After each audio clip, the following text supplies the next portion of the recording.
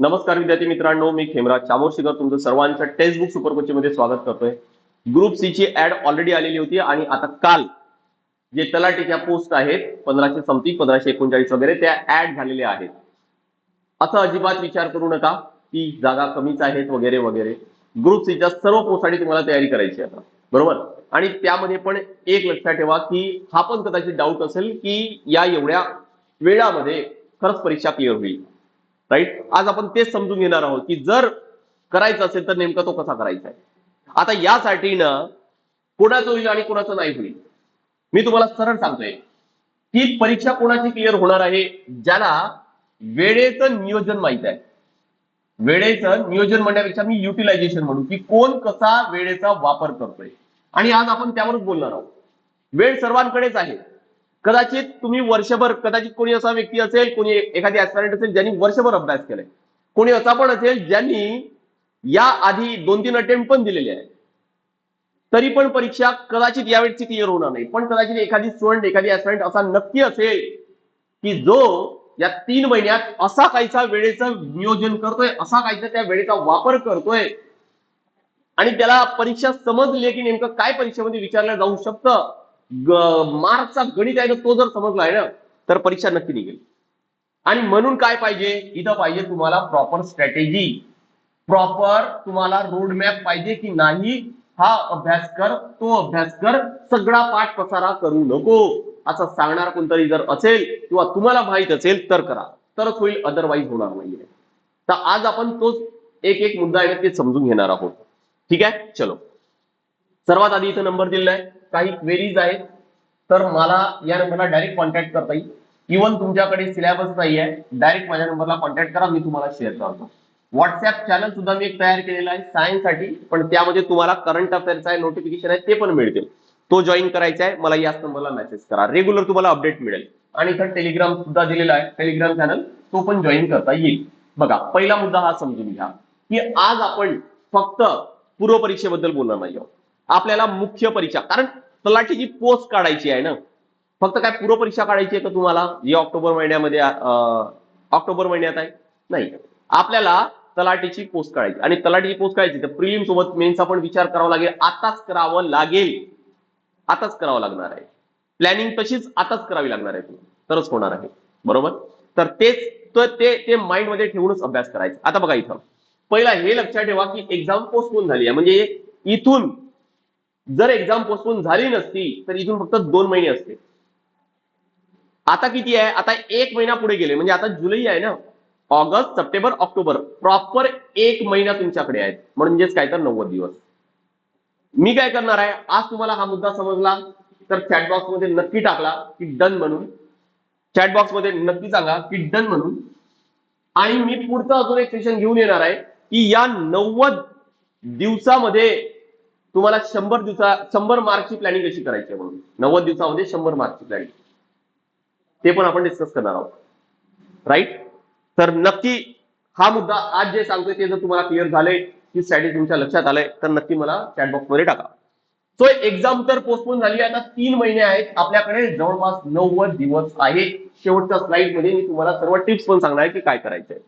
Next, या 90 दिवसामध्ये मी तुम्हाला आता म्हटलं की प्रिलिम आणि मेन सर्वच करायचे, पण या 90 दिवसात करायचे का नाही करायचे, मग त्यासाठी आधी आपल्याला सिलेबस समजणं गरजेचं आहे, बरोबर. सिलेबस आधी समजून घेऊ आपण की बघा पूर्व परीक्षेमध्ये नेमकं काय आहे. आपल्याला पूर्व परीक्षेमध्ये आपल्याला एकच पेपर असणार, 100 प्रश्न असेल, 100 गुण असेल, म्हणजे प्रत्येकाला 1-1 मार्क आहे. पदवी दर्जा आहे, मराठी आणि इंग्रजी दोन्ही भाषेमध्ये प्रश्न असतील, 1 तास मिळेल आणि वस्तुनिष्ठ बहुपर्यायी म्हणजे एमसीक्यू पॅटर्न आहे. काय आहे, एमसीक्यू पॅटर्न.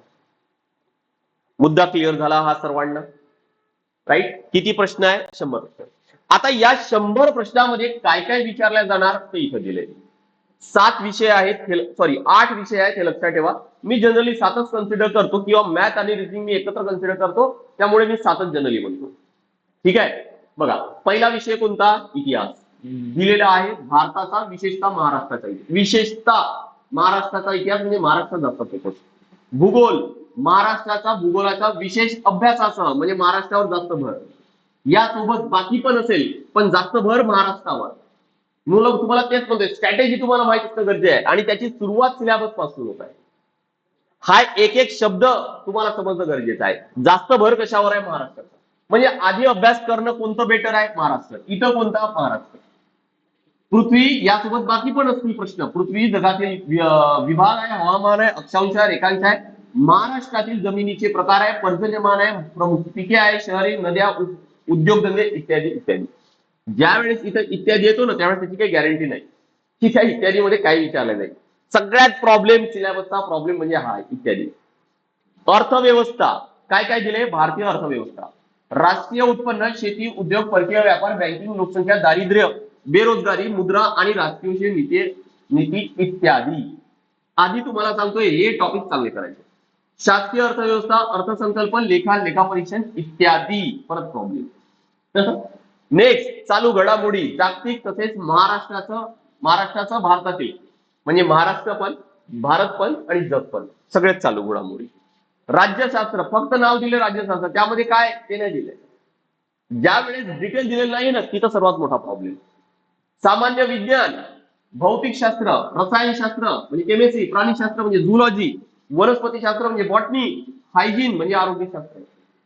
लवकर उद्या एक सेशन येणार आहे माझा की नेमकं सायन्सचा सेशन, सायन्स अभ्यास कसं करायचं, कोणते टॉपिक करायचे, कोणते इम्पॉर्टंट आहे ते सर्व सिलेबस पूर्ण डिकोड करू आपण. मी सायन्स शिकवतोय त्यामुळे सर्व इथे राईट. नेक्स्ट अंकगणित, ज्यामध्ये बेरीज, वजाबाकी, गुणाकार, भागाकार, दशांश, अपूर्णांक, टक्केवारी इत्यादी. बुद्धिमान चाचणी, उमेदवार किती लवकर आणि अचूकपणे विचार करू शकतो हे आजमावण्यासाठी प्रश्न.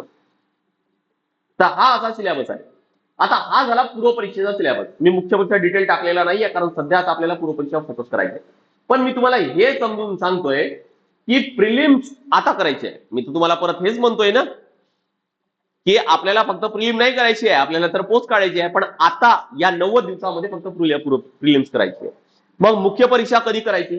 अरे मला सांगा, हा जो सिलेबस आहे ना, हा सिलेबस 8 विषय, हे 8 विषय हा आहे मुख्य परीक्षेचा पॅटर्न. यामध्ये हे 8ही विषय इथे येतात. पूर्व परीक्षेमध्ये 100 प्रश्न, इथं पण 100 प्रश्न, पण या 8 विषयावर जवळपास 89 प्रश्न या 8 विषयावरती केले. सेमच आहे. म्हणजे पूर्व परीक्षेचा जर तुम्ही अभ्यास चांगला केला तर तुमचा हा paper most of the cover होतो. राहिले फक्त 11 प्रश्न, ते नंतर कव्हर करता येतात. छोटे छोटे 2-3 टॉपिक आहेत. कायदा आहे, टेक्नॉलॉजीचा भाग आहे, विषय मोकळा करा, आणि एन्व्हायरमेंट आहे. सो हा त्यामध्ये किती, इथं फक्त एवढंच आहे. प्रश्न 100च आहे पण प्रत्येकाला 2-2 मार्क आहे, त्यामुळे 200 मार्क. पदवी दर्जा मराठी आणि इंग्लिश 1 तास, वस्तुनिष्ठ बहुपर्यायी म्हणजे एमसीक्यू. म्हणजे जर तुम्ही पीवायक्यू करताय, प्रिलिम करताय, तर तुमचा मुख्य परीक्षा हा भाग झाला. मग ज्या वेळेस तुम्ही पूर्व परीक्षा पास होताय, मुख्य परीक्षेत जाताय, तुम्हाला काय करायचंय? मुख्यतः मराठी आणि इंग्लिशचा अभ्यास करायचा. म्हणजे रोज प्रिलिम झाल्यानंतर रोज मराठी आणि इंग्लिशचा अभ्यास करायचा आणि याची फक्त प्रॅक्टिस करायची आहे कारण अभ्यास तर झालेला आहे ऑलरेडी. आणि म्हणून म्हणतोय की तलाठी 2026 जर तुम्ही ही पूर्व परीक्षा काढताय तर पास होणं शक्य आहे किंवा तलाठीची पोस्ट काढणे शक्य आहे. हा मुद्दा समजून घ्या. करेक्ट. म्हणून फोकस आता कशावर असायला पाहिजे? आता सर्व विसरा, मुख्य परीक्षा वगैरे. आता फोकस करा ते कशावर, की मला या 90 दिवसात एनी हाऊ पूर्व परीक्षा काढायची आहे. आता मी तुम्हाला परत सांगतोय, स्ट्रॅटेजी आणि रोडमॅप याची होणार नाही, मी ऑलरेडी क्लिअर केलं. हे मी ऑलरेडी कव्हर केलं, बरोबर. मग आता या स्ट्रॅटेजी आणि रोडमॅप मध्ये काय इम्पॉर्टंट आहे हे बघा. हा आपला असा सिलेबस आहे एवढा. हा आयोगाद्वारे विचारला जातो.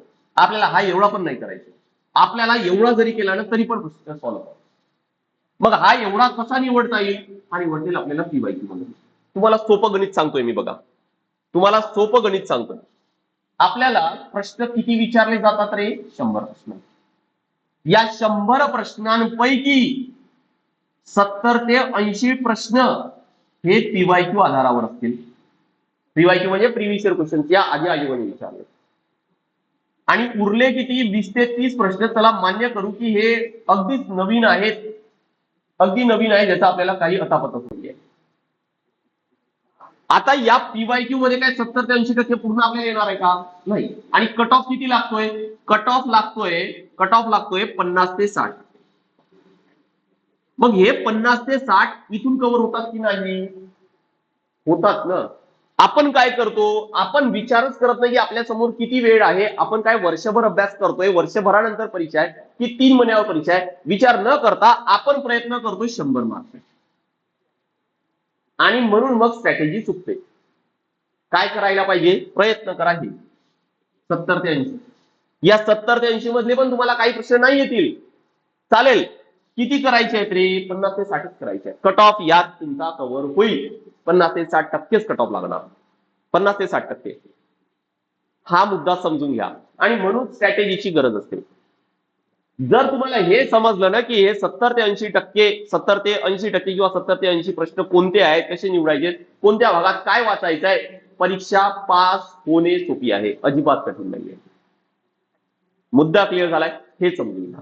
राईट. नेक्स्ट मुद्दा ऑलरेडी सांगितलं मी तुम्हाला की मॅक्झिमम पार्ट हा सेम आहे मेन्सला, त्यामुळे आता फक्त पूर्व परीक्षेला फोकस करा. मुख्य परीक्षेचा एक पेपर आहे, 2 पैकी 1 पेपर आहे, तसाही डन होतोय.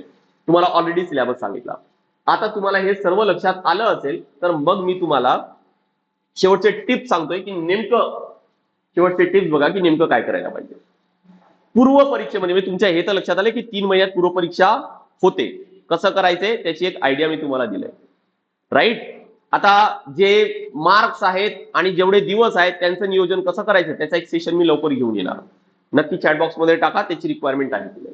शेवटचे टिप्स बघा, तुम्हाला पूर्व परीक्षा क्लिअर करायची आहे, प्रिलिम्स क्लिअर करायची आहे, तर काही टिप्स सांगतोय. टिप्स कोणते, डिसाइडिंग फॅक्टर या प्रिलिम मध्ये 7 विषय होते. कोणकोणते होते, हिस्ट्री म्हणजे इतिहास, जॉग्राफी म्हणजे भूगोल, बरोबर, इकॉनॉमिक्स म्हणजे अर्थशास्त्र, त्यानंतर पॉलिटी म्हणजे राज्यशास्त्र, ठीक आहे, त्यानंतर सायन्स म्हणजे विज्ञान किंवा जनरल सायन्स, सामान्य विज्ञान ज्याला म्हणू आपण, त्यानंतर करंट अफेअर्स, त्यानंतर मॅथ्स, त्यानंतर रिजनिंग.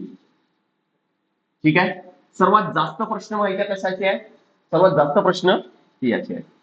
किती प्रश्न आहेत, 20 प्रश्न. बाकी सर्वांवर 20 नाही, सर्वात जास्त प्रश्न यावर, मॅथ आणि रिजनिंग. आणि सर्वात जास्त वेळ खाऊ भाग आहे हा, वेळ खाऊ भाग सर्वात जास्त वेळ खाणार आहे. मॅक्झिमम विद्यार्थी जे कंबाईन ग्रुप बी आणि ग्रुपचे पेपर देऊन येतात, सर्वजण हेच म्हणतात की वेळ नाही पुरला. कोणी हे म्हणत नाही की मी प्रॅक्टिस कमी केलो, कोणी नाही म्हणत, सर्व हेच म्हणेल की सर वेळ नाही पुरला म्हणून. आणि मी त्यांना हेच म्हणतो की हे फक्त एक्सक्यूज. अरे आपल्याला माहित आहे की 100 प्रश्न आहे, एकच तास आहे, 100 प्रश्न 60 मिनिटात सॉल्व्ह करायचे, आणि त्यामध्ये पण गणित बुद्धिमत्तेचे प्रश्न आहेत जे सोडावे लागतात, त्याला कदाचित 1 मिनिटापेक्षा पण जास्त वेळ जाऊ शकतो, आणि आपण म्हणतो की वेळ नाही पूर्ण. मग काय करायला पाहिजे, एक्सक्युजेस देण्यापेक्षा, बहाणे देण्यापेक्षा आतापासूनच प्रॅक्टिस करा. जे विद्यार्थी हे 20 पैकी जास्तीत जास्त प्रश्न सॉल्व्ह करून, बरोबर सॉल्व्ह करून, मार्क करून येतील ते जिंकले. कारण बाकी सर्वांचा अभ्यास सर्वजण करतात, या बाकी विषयांचा अभ्यास सर्वजण सारखाच करतात. यामध्ये अजून एक सांगतो की सायन्स एक विषय, तो एक विषय डिसाइडिंग आहे, कारण कोणाला फार सोपी वाटतो, कोणाला फार कमी वाटतो. त्यामुळे 2 विषय तुम्हाला सांगतोय मी, सायन्स, मॅथ, रिजनिंग, हे डिसाइडिंग आहे, ते ठरवणार की कोणाची परीक्षा पास होणार आणि कोणाची नाही. या विषयांवर जास्त भर द्यायचा आहे. मग काय करावं लागेल, तुम्हाला म्हटलं मॅथ रिजनिंगची, याला तुम्हाला काही पर्याय नाही प्रॅक्टिस केल्याशिवाय, काही पर्याय नाही आहे, बरोबर. आणि म्हणून लक्षात ठेवा, मॅथ रिजनिंग रोज सोडवायचं आहे. मॅथ रिजनिंगला सर्वात जास्त मार्क्स प्रिलिमला आहे, सर्वात जास्त मार्क्स मेन्सला पण आहे, सर्वात जास्त. तुम्हाला तेच म्हणते, प्रिलिमचा अभ्यास करा, सेकंड पेपर तुमचा होतोय म्हणून. आता फक्त प्रिलिमवर फोकस करा.